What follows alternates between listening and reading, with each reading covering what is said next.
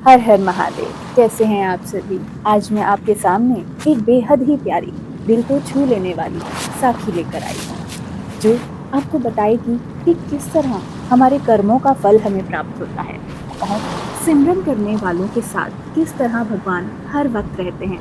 तो इसे बहुत ध्यान से सुनिएगा।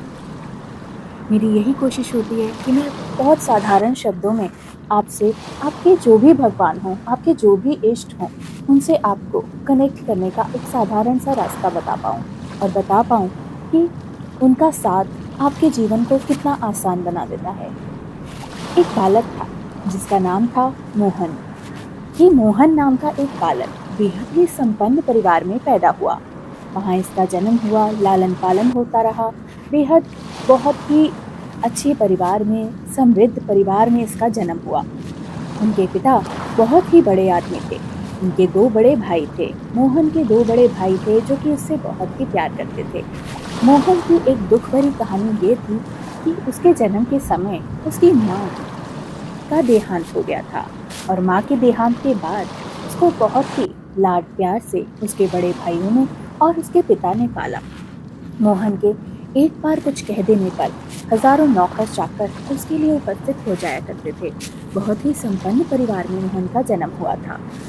लेकिन मोहन की उससे भी दुखद बात ये थी कि मोहन जन्म से ही अंधा था। वह देख नहीं सकता था। तो इस वजह से और भी ज़्यादा उसके पिता और उसके भाई उसको ज़्यादा ध्यान रखते थे और नौकर चाकर उसके आसपास हमेशा रहते थे ताकि उसको किसी भी तरह की कोई तकलीफ ना हो। मोहन बचपन से ही उसमें एक भगवान का अंश जैसे मौजूद था। वे खेल कूद से ज़्यादा हमेशा मोहन कृष्ण जी से जुड़ा हुआ था। वो हमेशा उनको याद करता रहता था, उनका नाम जपता रहता था, उनके भजन सिमरन में लगा रहता था। मोहन भले ही अपनी आंखों से देख नहीं सकता था, परंतु उसके मन के भाव इतने शुद्ध हो चुके थे। ये भजन और मोहन अपने कृष्ण जी में ऐसा लीन रहता था कि हर वक्त उनका नाम सिमरन करता रहता था। भले ही नेत्रहीन था, लेकिन सिमरन हमेशा करता रहता था। और सिमरन की ताकत तो आप सभी जानते हैं ना कि आपको किसी भी परिस्थिति से निकाल सकती है। मोहन के साथ एक घटना घटित होती है। कुछ ही वक्त के बाद जब मोहन थोड़ा बड़ा होने लगता है, उसके पिता का भी देहांत हो जाता है। अब मोहन युवा हो चला था और मोहन के दोनों भाइयों का विवाह हो गया था। पहले शुरुआती दिनों में तो उसकी भाभियाँ मोहन का बहुत ध्यान रखती थी, क्योंकि वो इस घर का एक नेत्रहीन बालक था जिसकी खास देखरेख की जिम्मेवारी घर के सभी सदस्यों की थी। मोहन के दोनों भाई कभी किसी भी बात में अपने से ऊपर मोहन को ही रखते थे और उसकी खुशी का बेहद ध्यान रखते थे।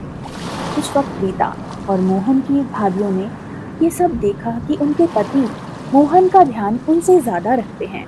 तो कुछ वक्त तक तो वो बहुत अच्छे से उसका ध्यान रखती थी, लेकिन कुछ वक्त बदलता है संगत जी, और विचार भी बदलने लगते हैं और लोग भी बदलने लगते हैं। कुछ वक्त बीतने के पश्चात उनकी दोनों भाभियों ने अपने पतियों को ये समझाना शुरू करा कि ये मोहन अभी आपके पिता जा चुके हैं, आपकी माता जा चुकी हैं, अभी तक आप इसी की सेवा में लगे रहे और इसी की देखरेख करते रहे। आखिर क्यों आप लोग सिर्फ इसकी देखरेख करते हैं? और इस सब करने से आपको क्या ही मिलेगा तो सिर्फ जायदाद में हिस्सा, कि जब बाद में बंटवारा होगा तो ये आपके आधे से ज़्यादा हिस्से का मालिक बन जाएगा, क्योंकि वो पिताजी का खास बेटा था और लाडला था। तो हो सकता है पिताजी ने उसके लिए कुछ अलग से ही वसीयत में लिखा हो। तो आप उसको इतना ध्यान क्यों देते हो? हम पत्नियों पर अपने ऊपर इतना ध्यान क्यों नहीं देते? उनके बार बार ऐसे बात बताने पर एक ना एक दिन तो होता है ना कि पत्थर पर भी अगर रोज़ पानी टपकता रहे नल का, तो उस पर भी छेद हो जाता है। तो बिल्कुल इसी तरह मोहन के बड़े भाइयों का भी विचार उसके प्रति बदलने लगे और वो दोनों भी उसके खिलाफ हो गए। और एक दिन बड़ी ही दुखद बात हुई कि मोहन अपने बड़े ही प्रेम से अपने भाइयों में अपने पिता का रूप देखता था, अपनी भाभियों को जो माँ के रूप में देखता था और उनके लिए उनकी हर बात मानता था। मोहन के दोनों भाइयों ने मोहन को जाकर बोला कि मोहन, अब हम तुम्हारी और देखरेख नहीं कर सकते, अब हमारे भी बच्चे हो गए हैं, क्योंकि मोहन के दोनों भाइयों के 2 बेटे हुए थे और उसके बाद मोहन उन्हें अखरने लगा था। तभी उन्होंने अपने अपने पतियों के मन में ऐसा ख्याल डाला कि वो मोहन को घर से निकाल दें। अब वो ठहरा ईश्वर भक्त, वो अपने मन में छल ला ही नहीं पाया। उसके मन में ये भाव ही नहीं आया कि मेरे भाभियाँ या भाई ये जो बोल रहे हैं वो मेरे बुरे के लिए बोल रहे हैं। जब उसके भाइयों ने उन्हें बोला कि मोहन, अब तुम्हें हम एक ऐसी जगह पर भेजेंगे जहाँ पर तुम्हारा खास ख्याल रखा जाएगा, जहाँ पर तुम्हें खाना, किसी भी चीज़, कपड़ा लत्ता, किसी भी चीज़ की कोई परेशानी हम नहीं होने देंगे।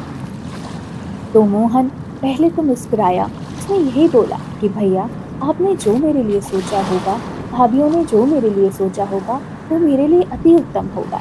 पर भैया, मेरा क्या कसूर है? आप बस मुझे ये बता दें, क्यों आप मुझे अपने से दूर कर रहे हैं? मैंने ऐसा क्या गुनाह किया है? क्या मेरी कोई बात आपके दिल को चुभी है? तो मैं आपसे क्षमा मांगता हूँ, लेकिन आप ही मेरा परिवार हैं। कृपया मुझे अपने से दूर ना करें। आप मेरे पिता और भाभियाँ मेरी माँ के स्थान पर हैं। मैं भला आपसे दूर जाकर कैसे खुश रह पाऊँगा? उसके भाभी और भाइयों ने समझाया कि हम वहाँ भी तुमसे मिलने आते रहेंगे और तुम्हारी देख रेख का पूरा ख्याल रखा जाएगा। तुम्हें किसी चीज़ की कोई कमी नहीं होगी। हम हर हफ्ते तुमसे मिलने आएंगे। तो मोहन सिर झुकाता हुआ और आंखों में प्रेमांशु लिए अपने कृष्ण भगवान को मन में याद करता हुआ उनकी बात के लिए हामी भर देता है कि ठीक है भैया, भाभी, आप लोगों ने मेरे लिए जो सोचा मुझे मंजूर है। मेरे मदन गोपाल, मेरे कृष्ण भगवान ने मेरे लिए जो सोचा वो मुझे कबूल है। वो अपने कमरे से एक छोटी सी गोपाल जी की प्रतिमा को उठाकर, जिन्हें वो देख भी नहीं सकता, बस छूकर अनुभव कर सकता है, अपने कलेजे से लगाकर वहाँ से चला जाता है और अपने भाइयों के साथ जाते वक्त बहुत रोता है। और उसके भाई बड़ी ही निर्दयता से उसको वहाँ पर एक आश्रम में छोड़ देते हैं, कहकर कि तुम्हारी यहाँ पर बहुत देखभाल होगी। अब वो धीरे धीरे वहीं बड़ा होने लगता है। युवा तो गोपाल हो ही चुका था, मोहन युवावस्था में ही था, लेकिन धीरे धीरे व्यतीत होता गया और वो वहाँ और ज़्यादा ध्यान में अपने गोपाल जी के संग मग्न रहने लगा। वो एक मूर्ति स्वरूप जो वो लेकर गया था, उसी को मन में बसाए हर वक्त वही उनके संपूर्ण समस्त परिवार जनों को वो एक गोपाल जी में ही देखता था और अपने भाई भाभियों और उनके बच्चों के लिए सदा बड़े प्यार से अरदास किया करता था कि मेरे नाम सिमरन का फल मेरे परिवार को मिले। मेरे बहुत ही अच्छे भाई और भाभियां हैं और मेरे भतीजे, जिनका आप सदा ध्यान रखिएगा मदन गोपाल जी। ऐसा कहकर वो बड़े ही सच भाव से सिमरन किया करता था और भगवान जी ऊपर से उसके सारे भाव देख रहे थे और उस बेचारे के संग दुनिया ने क्या किया ये भी देख रहे थे। कुछ वक्त बीतता है संगत जी, उसके भाई वहाँ आते जाते रहते हैं, तब भी उसकी भाभीियों को अच्छा नहीं लगता था। ये अक्सर ही वहाँ चले जाते हैं, उसको पैसे देकर आते हैं, उसको खाना कपड़ा सब कुछ पहुँचा कर आते हैं। ये भी उनकी भाभीियों को अखरने लगा। फिर एक दिन आया जो कि उसकी भाभीियों के मन में ये बात आई कि ये भले ही आश्रम में है, लेकिन जायदाद में तो हमेशा हिस्सा इसके नाम का भी होगा। तो क्यों ना हम एक काम करें और इसको मार डालें। मोहन को मारने की इतनी गलत उनके भाव बने और ऐसे गंदे विचारों के साथ मोहन की भाभीियों ने दोनों ने एक दिन खाने में जहर मिलाकर एक सेवक के हाथ मोहन के आश्रम में भेजा कि मोहन को कहना उनके घर से खाना भाभीियों ने बनाकर भेजा है जो कि उसको बहुत पसंद है, तो वो खाए और हमें बताए कैसा लगा। तो एक सेवक घर से जहर वाला खाना लेकर आश्रम में जाता है और मोहन को वहीं पर बैठकर अपने सामने खाने के लिए कहता है। लेकिन मोहन वो खाना खाने से पहले हमेशा अपने गोपाल जी को भोग लगाना नहीं भूलता था। तो मोहन ने उसी तरह वो खाना पहले अपने गोपाल जी को खिलाया, अरदास की, हे प्रभु, मेरे नाम सिमरन का फल, इस भोग का फल मेरे सारे भाइयों और भाभियों को ही देना, क्योंकि मेरी सारी सेवा वही लोग करते हैं, उनको कभी कोई कष्ट मत होने देना। तो भगवान कहते हैं ना कि हमेशा निश्चल भाव से आप नाम सिमरन करो और अपने कर्म करते रहो। आपके लिए कोई कैसा खड्डा खोद रहा होता है वो भगवान देख रहे होते हैं और उसको उसका फल ज़रूर मिलता है। तो मोहन के पास वो खाना दिया जाता है और मोहन उसे खा लेता है और थोड़ी ही देर बाद मोहन का सेवादार जो होता है वो घर जाता है और मोहन की भाभियाँ उससे पूछती हैं कि तुमने मोहन को खाना खिलाया? कहता है हाँ, मोहन ने बड़े आराम से खाया। थोड़ी ही देर बाद वो कहती हैं हम जाकर देखते हैं, मोहन तो अब तक मर चुका होगा। तो मोहन बड़े ही प्यार से अपने आश्रम में वैसे ही अपने कृष्ण जी भगवान की मूर्ति के आगे ध्यान मुद्रा में बैठा था।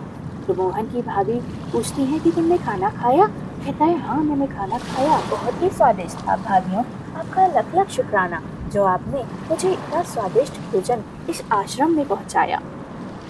ये देखकर वो बहुत हैरान हुई और अपने घर बड़े ही नाराजगी के साथ गई और वो कहती है ये क्या हुआ कि हमने तो जहर मिलाया था लेकिन ये खाने के बाद भी ठीक रहा।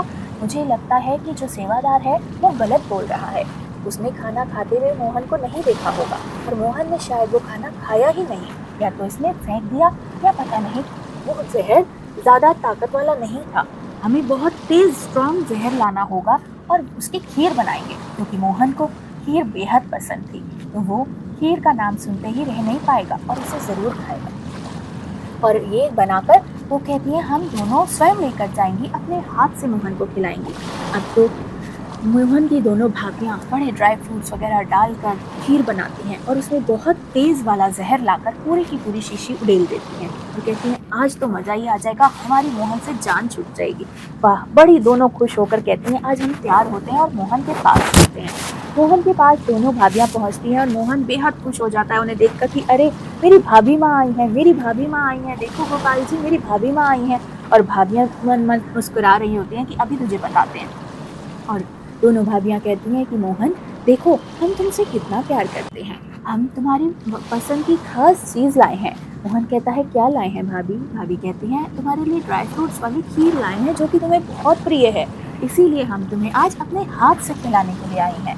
तो मोहन की आंखों में प्रेम आंसू आ जाते हैं और वो बड़े ही मन में अपनी माँ को याद करता है कि देखो माँ, आपके रूप में मुझे ये भाभियाँ मिली हैं, मुझे आपकी कमी महसूस ही नहीं होने देती। अब वो बिना माँ का बालक, बिना पिता का बच्चा, वो यही सोचता रहा कि मेरे प्रभु मेरी कृपा है, इतनी दे रहे हैं अपनी कृपा की, मेरे नाम सिमरन का फल है जो मुझे इतना प्यारा परिवार दिया है, जो मुझे आश्रम में भले ही छोड़ दिया लेकिन मेरी देख रेख का कोई भी मौका नहीं छोड़ते। तो भाभियाँ बड़े प्यार से उसे जैसे ही खीर खिलाने लगती हैं तो उनके हाथों से खीर लेकर कहता है माँ पहले मैं अपने गोपाल जी को भोग लगाऊंगा, उसके बाद आप मुझे खिलाना। जैसे ही वो भाभियों से लेकर गोपाल जी को भोग लगाकर लाता है, भाभियाँ फटाफट से अपने हाथ से उसको खीर खिला देती हैं। मोहन खीर खाता है और भाभियाँ एकदम वहाँ से गायब हो जाती हैं। तो कहती हैं हम फटाफट से घर चले जाते हैं, ऐसा ना हो किसी को हम पर शक हो जाए। वो घर जाती हैं तो घर पर देखते हैं कि एक मातम छाया हुआ है, उनके जो पति हैं वो दोनों रो रहे हैं, घर पर भीड़ लगी हुई है। वो दरवाज़ा खोलती हैं, दिल दहल जाता है, कहती क्या हुआ, आप लोग सब क्यों रो रहे हो, यहाँ सबने भीड़ क्यों लगाई है? तो वो कहती है ये दोनों बालक जो तुम्हारे बच्चों को तुम यहाँ छोड़कर गई थी, पता नहीं अचानक इन्होंने ऐसा क्या मुंह में डाल लिया, विषैला पदार्थ इनके मुंह से झाग निकला और इन्होंने अपने प्राण त्याग दिए। उन दोनों औरतों के छोटे छोटे से बच्चे इसी विषैले पदार्थ को खाकर खत्म हो गए और वो बहुत बुरा वाला विलाप करने लगी और तड़पने लगी। ये खबर किसी सेवक के द्वारा मोहन के आश्रम में मोहन तक पहुंचती है कि तुम्हारे दोनों भतीजे अब नहीं रहे, उन्होंने कोई विषैला पदार्थ खा लिया। तो मोहन बहुत ही बुरी अवस्था में अपने गोपाल जी को कलेजे से लगाए बिना चप्पल पहने बस किसी सेवक का हाथ पकड़कर दौड़ता जाता है कि मुझे मेरे घर तक पहुंचा दो, मुझे मेरे भाइयों के पास पहुंचा दो, मुझे मेरे भतीजों के पास पहुंचा दो। और रोते रोते जाता है, कहता है गोपाल जी अगर मैंने आपकी ज़रा भी प्यार से सेवा की है या आप मेरे नाम सिमरन से ज़रा भी मात्र खुश हैं तो कृपा कीजिए इन बच्चों को जीवन प्रदान कीजिए। और वो भाभियाँ जैसे ही मोहन को वहाँ आता हुआ विलाप करता हुआ देखती हैं तो दोनों हैरान हो जाती हैं कि ये क्या, इसको तो हम अपने हाथों से जहर खिला के आए थे, तो ये यहाँ जीवित कैसे खड़ा है? तो संगत जी उन्हें विश्वास हो जाता है कि इसके साथ गोपाल जी हैं, इसके बिहारी जी हैं, जिनकी ताकत, जिनका ये नाम जपता रहता था और हमने इसे जहर खिलाया और इधर इसने गोपाल जी को उधर भोग लगाया और यहाँ पर हमारे बच्चे कोई विषैला पदार्थ खाकर मर गए। ये एकदम से सामने सारी तस्वीर आ जाती है कि ये हमारे कर्मों का ही हमें फल मिला है। ये बालक, ये मोहन, ये तो हमारे परिवार का सबसे उच्च बुद्धि वाला बच्चा था, हमने इसको घर से बाहर निकालकर कितना बड़ा पाप किया। और उससे भी बड़ा गुनाह ये कि उन चंद पैसों के लिए उसका जीवन समाप्त करने के लिए हमने उसे विषैला पदार्थ खिलाया। लेकिन ये प्रभु की ताकत है कि चाहे लाख दुनिया आपको बुरा समझे, लाख आपके लिए कांटे बोए या आपके मुंह में आकर जहर की बोतल ही क्यों ना उड़ेल दे, लेकिन अगर आप नाम से सिमरन करते हैं, सच्चे भक्त हैं अपने प्रभु के, अपने गुरु के या जिनको भी आप मानते हैं, तो आपके इष्ट हमेशा आपके लिए उपस्थित होते हैं और वो देख रहे होते हैं कि ये मेरा भक्त भोले भाव मेरा सिमरन कर रहा है। और आपके पीठ पीछे जितने भी लोग आपके लिए छल कर रहे होते हैं, भगवान उनके लिए अलग ही एक खाई खोद रहे होते हैं जिनमें उन लोगों को दबाया जा सके। और मोहन समझ जाता है और वो जोर जोर से रोती हैं और वहाँ बताती हैं कि मोहन हमें माफ़ कर दो, हमने ही तुम्हें जहर खिलाया था जिसकी वजह से, हमारे गलत कर्मों की वजह से हमें ये फल मिला कि हमारे बच्चे कोई विषैला पदार्थ खाकर मर गए और हम समझ चुके हैं कि हमारे कर्मों का ही फल हमें मिला है। हम हाथ जोड़ते हैं, अपने गोपाल जी से प्रार्थना करो कि हमारे बच्चे जी जाएं। मोहन बहुत अपनी भाभीियों को रोता बिलखता देख, सबको तड़पता देख बहुत रोता है और अपने गोपाल जी के चरणों में गिर जाता है और कहता है, हे बिहारी जी, हे गोपाल जी, आप मेरी सेवा से मात्र तिल मात्र भी खुश हो, प्रसन्न हो तो मेरे दोनों भतीजों को, इन दोनों बालकों को जिया दीजिए। मेरी भाभीियों ने जो भी किया उन्हें बच्चा जान के माफ कर दीजिए। इन छोटे से मासूम बच्चों का क्या कसूर जिन्हें आपने माँ की गोद से छीन लिया। मैं इस कष्ट को बेहद तरीके से जानता हूँ क्योंकि माँ की गोद ना मिल पाने पर बच्चे पर क्या बीतती है। मैंने भी ऐसा ही जीवन व्यतीत किया है। तो हे गुरु, हे मेरे परमात्मा, हे कृष्ण बिहारी जी, आप कृपा करें और इन बच्चों को प्राण दान दीजिए। आप मेरी प्रार्थना को स्वीकार कीजिए। और बिहारी जी तो उसके संग सदा रहते थे। मोहन के ऐसी वर्ड सुन के, ऐसी बात सुन के बिहारी जी एक प्रकाश के रूप में निकलते हैं और उन बच्चों में प्राण डाल देते हैं और वो दोनों बच्चे उठकर हंसने लगते हैं, मुस्कुराने लगते हैं और अपने माँ बाप की गोद में चले जाते हैं। अब जैसे ही वो बच्चे उठकर खड़े होते हैं तो सारे लोग देखकर हैरान हो जाते हैं कि तुम्हारे साथ मोहन के रूप में साक्षात बिहारी जी रहते थे। तुम ऐसे पापी लोग हो कि तुमने उस बच्चे की कद्र नहीं जानी और एक सच्चे भक्त को तुमने अपने घर से धक्के मार कर निकाला और निकालने के बाद भी तुमने अपने गलत भावों का इस्तेमाल करके उस बच्चे का जीवन समाप्त करने की सोची और उसे जहर खिला कर आए। लेकिन भगवान की ताकत, भगवान के सिमरन की ताकत इतनी ज़्यादा होती है संगत जी कि भगवान आपका बुरा करने वालों को कर्मों का फल जरूर देते हैं, लेकिन आपका मन इतना सच्चा कि उस बंदे ने फिर भी अपनी भाभीियों के उन बच्चों को जी जाए, वो उनको माफ़ कर दें भगवान, यही प्रार्थना करी और भगवान ने उसकी वो प्रार्थना भी कबूल की। क्योंकि सच्चा इंसान जो भी अरदास करता है उसके इष्ट, उसके प्रभु, उसके गुरु उसको ज़रूर पूरा करते हैं। यही प्रमाण है बहुत बड़ा कि ऐसे सच्चे इंसान और नाम सिमरन करने वाले व्यक्ति के साथ सदा उसके इष्ट अंग संग सहाय रहते हैं।